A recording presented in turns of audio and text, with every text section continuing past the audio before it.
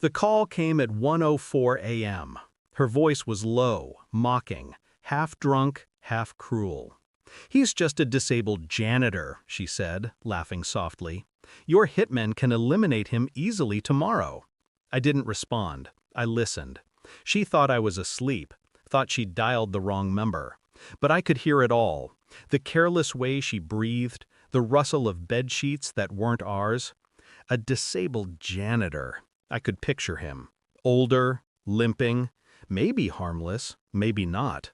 But the way she said it, the contempt in her tone, told me he wasn't just anyone. I stared at the rifle case against the wall, the metals gathering dust. Delta Force, precision, silence. I had lived a life where hesitation got men killed, and now I listened to my wife plotting a murder. Only she didn't realize her hitman was me. By sunrise, she was home. Perfume masked the lie. Her smile practiced, her eyes avoiding mine. "Rough night?" I asked. She kissed my cheek. Too soft, too deliberate. "Couldn't sleep," she said. Her phone lay on the counter, unlocked. I caught a glimpse. One message half deleted. "Tomorrow, he'll be gone. Trust me." The janitor again. My pulse slowed, not quickened. Years of conditioning. I learned to feel nothing before the kill. Still, it wasn't anger that burned. It was curiosity.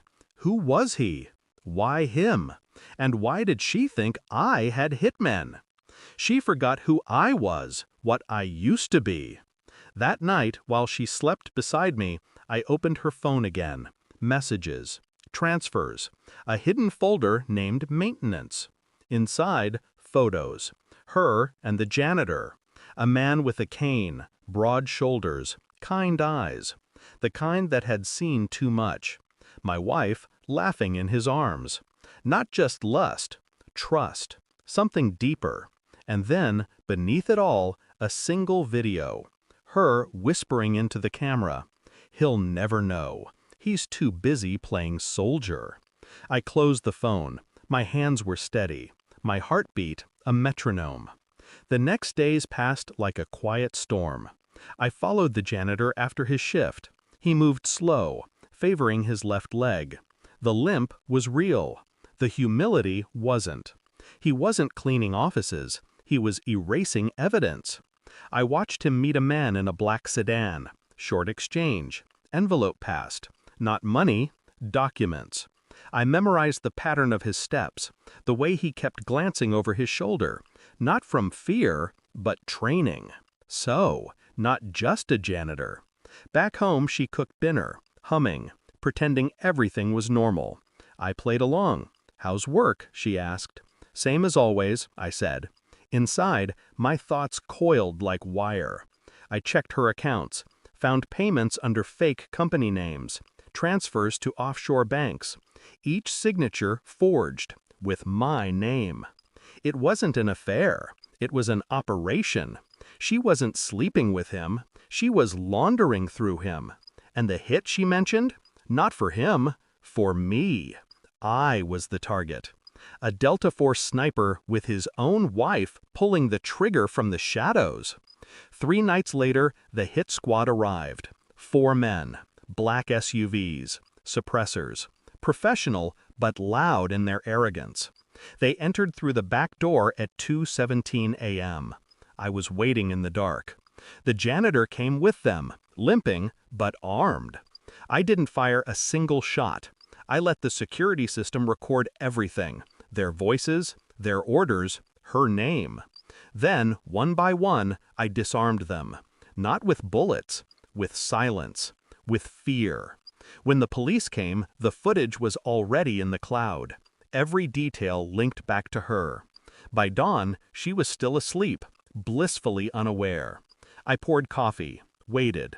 When she finally stumbled into the kitchen, I slid my phone across the table. The video played. Her face drained. The color left her skin. "I can explain," she whispered. I nodded. "Go ahead." But she couldn't. Not when the sirens started wailing outside. They took her away in cuffs. The janitor was dead before sunrise. Self-inflicted, they said. I didn't attend the hearing, didn't say a word to the lawyers. She called from custody once. "You destroyed everything," she cried. I almost smiled. "No," I said quietly. "I just cleaned up your mess." The irony stung her, the same way she once mocked his profession. Disabled janitor. She had no idea what real cleanup looked like. The house feels different now, empty but honest. I moved her photos into a box, one I won't open again. Some nights, I still hear that call in my head, the way she laughed, the sheets rustling, the arrogance of believing she'd outsmart me. It doesn't hurt anymore. It just reminds me how silence can be louder than revenge.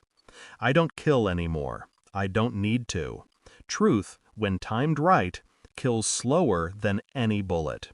And when I locked that front door for the last time, I realized she was never my weakness. She was my final mission. Thanks for watching. Don't forget to like, share, and comment. Subscribe now to Cheating Stories Insight World for more amazing stories.